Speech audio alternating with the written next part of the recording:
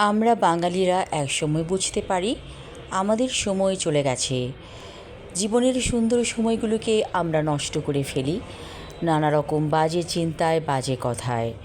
অথচ এই যে জীবন একবারই আমরা পাবো, আল্লাহর তরফ থেকে এই যে আমাদের শরীর, এবং এটা হচ্ছে একটা গিফট, কিন্তু আমরা বুঝতে পারি হয়তোবা অনেক অনেক দেরিতে।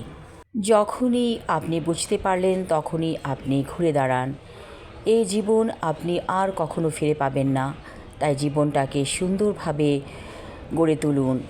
কে বলেছে আপনাকে জীবন চলে গেছে, জীবন শেষ হয়ে গেছে? যখন আপনি বুঝতে পেরেছেন তখনই শুরু করুন। বাজে চিন্তা, বাজে কথায় অনেক সময় চলে গেছে। হয়তো আপনার আশেপাশে এমন অনেক মানুষ আছে যারা পায়ে পা লাগিয়ে ঝগড়া করবে আপনার সাথে। আপনি তাদেরকে এড়িয়ে চলুন। যতই আপনি তাদেরকে গুরুত্ব দিবেন, তারা ততই পেয়ে বসবে, আপনাকে কষ্ট দিবে, যন্ত্রণা দিবে। তাই তাদের কাছ থেকে নিজেকে গুটিয়ে রাখুন। এমন মানুষের সাথে আপনি মিশুন যারা পজিটিভ এনার্জিতে ভরপুর, যারা আপনাকে ভালো কথা বলবে, ভালো দিক নির্দেশনা দিবে। তাই এখনই আপনি সঠিক সিদ্ধান্ত নেওয়ার জন্য ভালো মানুষদের সাথে মিশতে থাকুন। কত বয়স হয়েছে আপনার? 30, 40 অথবা 50 বা তার চাইতেও বেশি? কিছুই হবে না। আপনি এখন থেকেই শুরু করুন। আপনার জীবনের যা কিছু কল্যাণকর তার দিকে এগিয়ে যান। অবশ্যই আপনি ভালো থাকবেন। যারা দুনিয়াতে ভালো ভালো কাজ করে তারা পরকালেও ভালো থাকবে।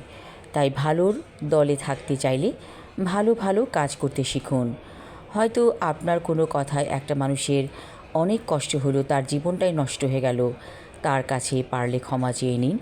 যদি সে পৃথিবী ছেড়ে বিদায় নিয়ে থাকে তাহলে আপনি নামাজের মাধ্যমে দোয়ায় তাকে দোয়া করুন এবং তার কাছে মাফ চেয়ে নিন। কারণ অনেক মানুষকে আমরা হয়তো মনের অজান্তে কষ্ট দিয়ে থাকি। তারা হয়তো পরপারে চলে গিয়েছেন, তাতে কি হয়েছে?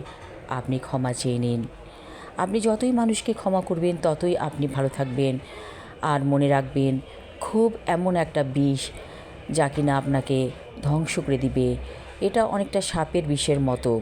আপনি বিষ পান করবেন কেন? আপনি মানুষকে ক্ষমা করে দিন, তাহলে পরম শান্তি পাবে আপনার হৃদয় আর মন। এখন থেকে হাসতে শিখুন। হাসি মানুষের জীবনকে সুন্দর করে গড়ে তোলে। যদি আপনি এমন কোনো কষ্ট পেয়ে থাকেন, আপনার হৃদয় ভেঙে চুরমার হয়ে গিয়েছে, ভুলে যান সব কিছু। প্রতিদিন সুখের স্মৃতি মনে করে প্রাণ খুলে হাসুন। দিনে অন্তত 20 বার বলুন, শুকর আলহামদুলিল্লাহ, বেশ ভালো আছি। আপনি অবশ্যই ভালো থাকবেন ইনশাআল্লাহ। ধন্যবাদ।